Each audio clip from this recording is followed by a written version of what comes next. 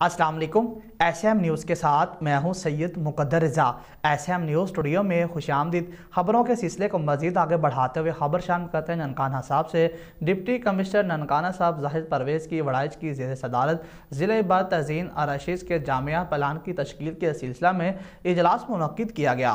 مزید صورتحال سے آگاہ کر رہے ہیں ہمارے نمائندے طارق محمود۔ طارق، بتائیے گا کیا تفصیلات ہیں آپ کے پاس؟ ڈپٹی کمشنر ننکانہ صاحب زاہد پرویز وڑائچ کی زیر صدارت ضلع بھر کی تزئین و آرائش کے جامعہ پلان کی تشکیل کے سلسلہ میں اجلاس کا انعقاد ہوا۔ اے ڈی سی آر جنت حسین نیکوکارہ، اے ڈی سی جنرل حسن رضا، اسسٹنٹ کمشنر زینب طاہر، اسسٹنٹ کمشنر مبارک رضا و دیگر ذیلی افسران نے اجلاس میں شرکت کی۔ اجلاس میں ڈپٹی کمشنر ننکانہ صاحب زاہد پرویز وڑائچ کی جانب سے ضلع بھر کی تزئین و آرائش کا جامعہ پلان تشکیل دینے کی ہدایت کی گئی اور کہا کہ ذیلی افسران اللہ کی جانب سے دیے گئے موقع کو غنیمت جان کر عوام الناس کی خدمت کو اپنا نصب العین بنائیں، اپنے فرائض کی دل جمی کے ساتھ انجام دے کر ہی عوام کے لیے مثال بنا جا سکتا ہے۔